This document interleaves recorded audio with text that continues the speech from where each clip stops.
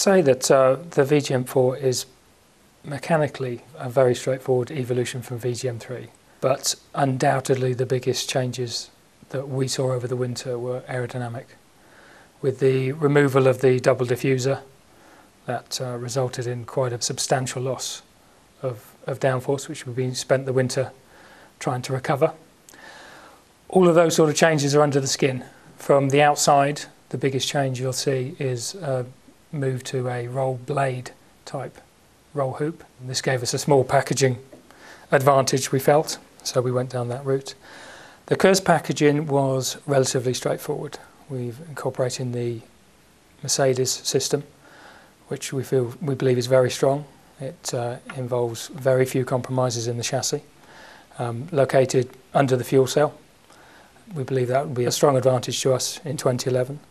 The resultant removal of F-ducts means that the engine cover design has changed to suit that, but in its place we've got this drag reduction system, which from the outside you can't really see. You'll only see it when it's moving on the track.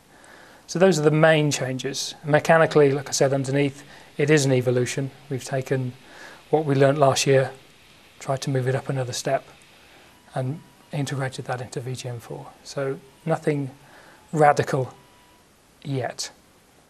We recognise obviously a big change with the Pirelli tyres coming in 2011. With that in mind, we've brought in some expertise and knowledge to help us understand the Pirelli tyres. We're taking data from the first few winter tests, and then we'll look at any changes that need to be made to the chassis in due course. We've left ourselves some options, so we haven't penned ourselves in with respect to that. We just want to understand the tyres more fully before making any major changes. I'm really excited about our driver lineup. I think it's got to be one of the strongest driver lineups outside of the top teams. I think we've got some real talent in there, and I'm really looking forward to them getting in there and wringing the neck out of the car and seeing what it's capable of doing. The team's aim for 2011 is to finish at least 2 places higher than 2010.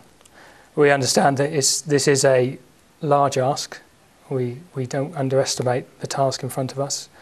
The competition in the middle of the field is extremely fierce, and we think that's going to become even tighter in 2011 with the introduction of the new aerodynamic regulations and the tyres.